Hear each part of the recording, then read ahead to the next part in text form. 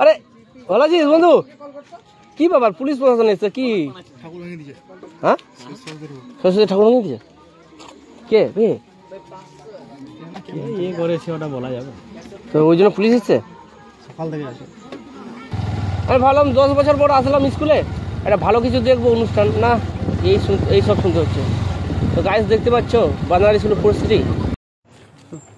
নমস্কার, অত্যন্ত দুঃখের সঙ্গে জানাই আজকে আমাদের গাজলের একটি ঐতিহ্যবাহী উচ্চ বিদ্যালয় বাদনাগড়া উচ্চ বিদ্যালয়, সেই বিদ্যালয়ের সমস্ত ছাত্রছাত্রীরা এবং আবাসিক যে সমস্ত ছেলেরা থাকে তারা সকলে মিলে এবং শিক্ষকরা সহযোগিতায় আর খুব ধুমধাম করে সরস্বতী পূজা হওয়ার কথা। সেখানে গতকালকে রাত্রে দেখা যায় হঠাৎ করে কিছু দুষ্কৃতী তারা স্কুল ঘরের তালা ভেঙে আর আমাদের যে মানে দেবী মায়ের মূর্তি, সরস্বতীর মূর্তি, সেটাকে তারা ভেঙে নষ্ট করে এবং পুজোর সমস্ত সামগ্রী তারা সেটাও আর লুট করে নিয়ে চলে যায়।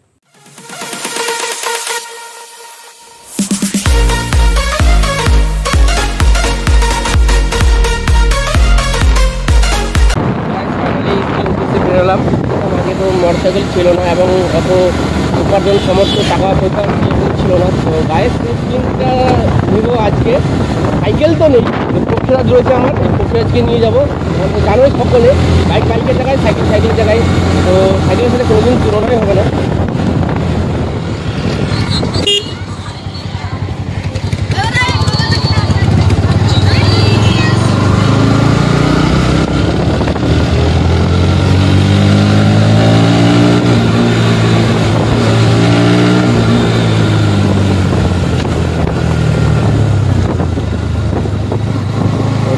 সেখানে তো সরস্বতী দেখতে পাচ্ছেন, আপনারা কী করছে জঙ্গল ঝাড়ে, এগুলো মানায়?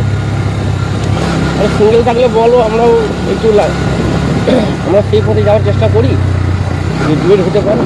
সিঙ্গেল সেগুলো আমরা কী করবো বলো? জানি না স্যাররা যদি থাকে কী যে রিয়াকশন নিবে বুঝতে পারছি না। আমার এমনিতে নাম রয়েছে বানারস স্কুল আগমপুরা ডন নামে। তো গাইস আজকে কী রিয়াকশন পাই তো অবশ্যই কমেন্ট করবে, ঠিক আছে? এবং এই যে দেখতে পাচ্ছি অর্জুনের গাছ, একদম পুরো যেগুলো অর্জুনের গাছ সজা থাকতো, আমরা 4-5 জন একটি গাছে উঠে পুরো একদম গাছটাকে মাটি নিচে নিয়ে আসার চেষ্টা করতাম। তো গাছ এই যে স্মৃতিগুলো কিনা প্রচণ্ড মিস করি এবং হারিয়ে ফেলেছি, এবং সেই দিন তো আর আসবেই না, কখনোই আসবে না। তো গাছ বন্যার সময় এই বৃষ্টি ডুবে যায়, জলাময় হয়ে থাকে।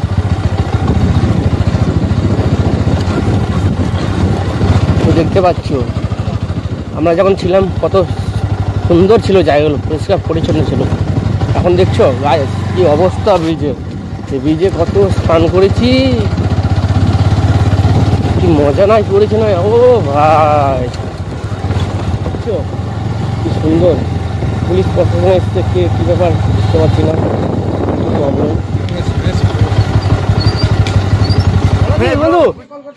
কি ব্যাপার, পুলিশ প্রশাসন এসছে কি? হ্যাঁ, সরস্বতী ঠাকুর ভেঙে দিয়েছে। কে ইয়ে করেছে ওটা বলা যাবে তো, ওই জন্য পুলিশ এসছে। কেন এরকম করে ভাঙা যায়? এগুলাই সারা মানুষের মধ্যে সরস্বতী পূজাতে কই ভালো।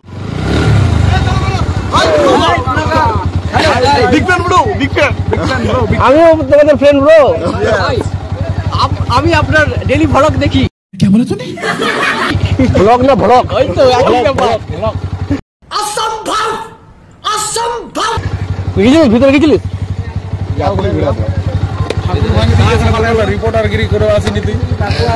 ঠাকুর ভেঙে দিয়েছে, বাইকটা এইদিকে রাখতে হবে কাকুর। হ্যাঁ ওটা তো থাকবেই। আমি ভাবলাম 10 বছর পর আসলাম স্কুলে, একটা ভালো কিছু দেখবো অনুষ্ঠান, না এই সব শুনতে হচ্ছে। তো গাইস দেখতে পাচ্ছ বানারস স্কুলের পরিস্থিতি পুরো ঘিরিয়ে দিয়েছে একদম। তো ভালো আছে তো? আর কতদিন পর, 10 বছর পর আসলাম আবার। হ্যাঁ হ্যাঁ ভালোই। আচ্ছা শুনছি এখানে আছে, কেমন কি ঘটনা শুনছি? তো গাইস এই আমাদের বানারস স্কুল, এখানে উচ্চ মাধ্যমিক পরীক্ষা দিয়েছি, তো খুবই ভালো লাগছে গাইস। আর 10 বছর পর আসলাম, এরকম দেখতে পেলাম। কি স্যার ভালো তো? হ্যাঁ ভালো। তো পুজো হয়নি তাহলে? হলো তো গাইস,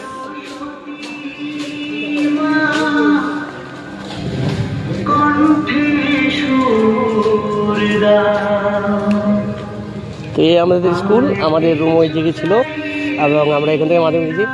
কাকু ভালো তো? ভালো আছে? হ্যাঁ ভালো। স্যার ভালো তো? আমাদের সত্যি নাকি স্যার? ব্লগিং করছি তো, আমার ইউটিউব চ্যানেল আছে তো। আচ্ছা আচ্ছা, তো আসলাম, ভাবলাম যে স্কুলে হচ্ছে কি হচ্ছে না পুজো, তো আসি তো ঘুরে আসলাম। খুবই ভালো আছে, 10 বছর পর লুকটাই বদলে গেছে স্কুলের।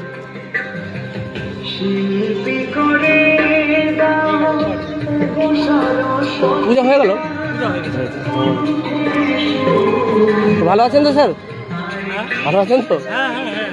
কি করছি এখন? এখন কলেজ কমপ্লিট করে বাড়িতেই বাবার সাথে একটু চাষবাস, আর সময় থাকলেই ইউটিউব ব্লগিং। হ্যাঁ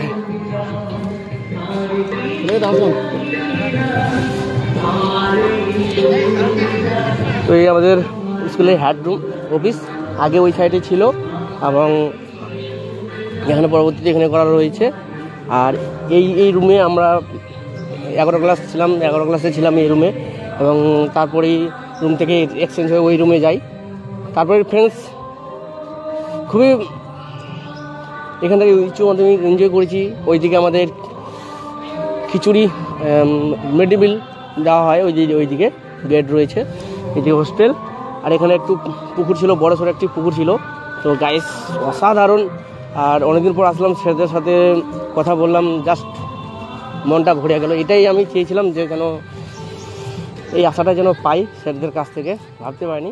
সামনে রয়েছে আমাদের তো দেখতে পাচ্ছ। তো গাইস চলো একটু হেলমেট থেকে ক্যামেরা তুলে নিয়ে তারপর হ্যাঁ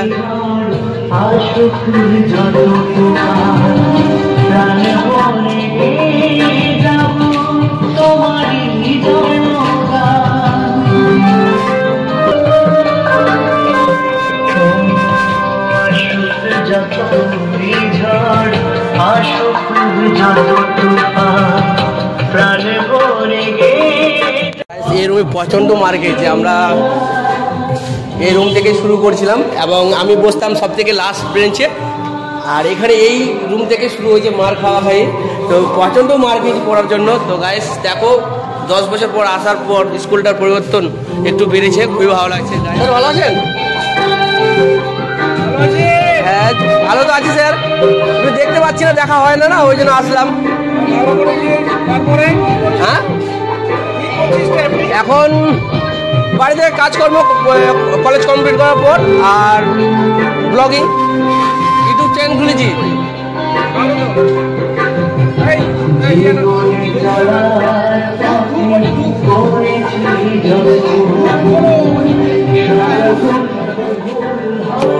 এক্সাইট এতটাই যে তোমাদের বলে বোঝাতে পারবো না, কেননা এই স্যারদের সাথে এত কাহিনী জুড়ে রয়েছে না। ম্যাম ভালো তো?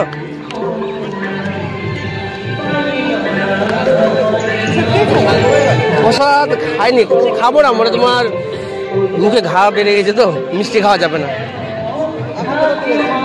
আমি আগমপুর থেকে এই স্কুলের ছাত্র ছিলাম। তো আসলাম 10 বছর পর দেখতে স্যাররা কেমন আছে না আছে। এখন কলেজ কমপ্লিট করার পর বাবার সাথে হাতে হাত কাজে বাড়াই। আর তোমার ব্লগিং, ইউটিউব চ্যানেল আমার আছে তো, ওটাতে ব্লগিং করি।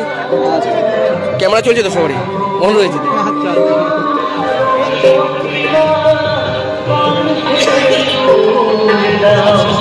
অনেকটা পরিবর্তন হয়ে গেছে তো স্কুলটা।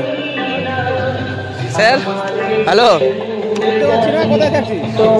এখন বাড়িতেই, আমিও বাড়িতে ঠিক রকম থাকি না, সুযোগ পেলেই বাইক নিয়ে ভিডিও বানাতে।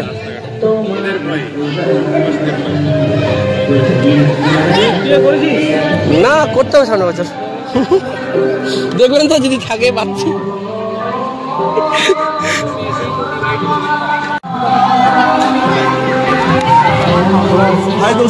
কেমন লাগছে আমাদের স্কুলে, বাদনাগাড়া স্কুলে এসে কেমন লাগছে আপনাদের?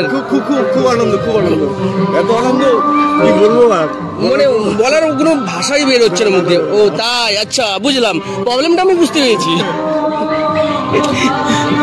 তো গাইস এই তো দেখতে পাচ্ছি আমাদের সব ছেলেপেলে সব এসছে। আমরা সব এই স্কুল থেকে আমরা মাধ্যমিক উচ্চ মাধ্যমিক পরীক্ষা এক্সাম দিয়েছিলাম এবং স্কুল ছেড়ে আমাদের চলে যেতে হয়েছে এবং 10 বছর পর আবার আসলাম এবং আমার ফ্রেন্ডগুলো যদি আসতো তো খুবই ভালো লাগতো আরও। তো ফ্রেন্ডস তার জন্য ক্ষমা প্রার্থী, যতটা পারলাম তো স্যারদের সাথে পরিচয় করে দেওয়ার চেষ্টা করলাম। এখানে রয়েছে পিনাকি স্যার, অভিজিৎ স্যার, জয়ন্তী ম্যাডাম, রোড স্যার, ওইদিকে সব স্যাররা আছে। আমি এইদিকে আসলাম একটু কথা বলে, আর স্যারদের সাথে বেশি সামনাসামনি থাকছি তো নিজেকে একটু লজ্জা ভাব মনে হচ্ছে, কেননা অনেকদিন পরে আসলাম, কি বলবো না বলবো, মুখের ভাষাই বের হচ্ছে না মুখ দিয়ে। তো তার জন্য 4-5টা তোমাদের ঘুরে দেখাচ্ছি সেলফি ক্যামেরা, তো দেখো।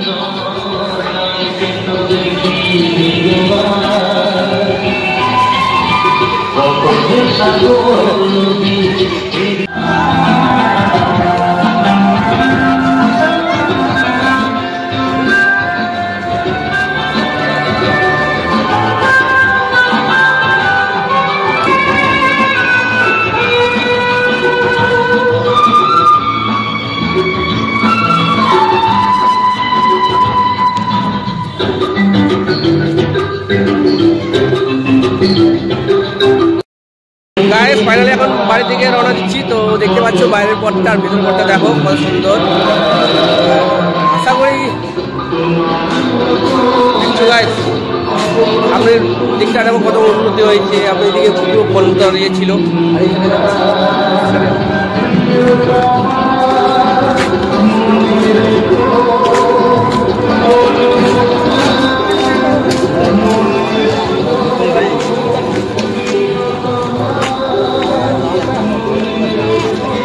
তো আমাদের পুরানো নতুন কাকু, এই তো আমাদের কাকু। আমরা ছোট থেকেই যখন এই স্কুলে পড়ি তখন থেকে আমাদের কাকুর পরিচয়। তো দেখতে পাচ্ছ কাকুর মুখের কি হাসি, এখনোই সেই হাসিটাই ফিরে পাচ্ছি এতদিন পর দেখা হয়ে। তো অনেকক্ষণ ধরে অনেক কথা বললাম। তো গাইস এখন বের হতে হবে আদিনা। তো আদিনা আরেকজন অপেক্ষা করছে, তো চলো আদিনা গিয়ে দেখা হচ্ছে। তো ব্লগে তোমরা কন্টিনিউ দেখতে থাকো, আবার যেভাবে পাশে রয়েছে সেভাবে পাশে থেকো এবং দেখা হচ্ছে খুব তাড়াতাড়ি আবার একটু নতুন ব্লগে। একটু সামনে থেকে দেখো স্কুলটা।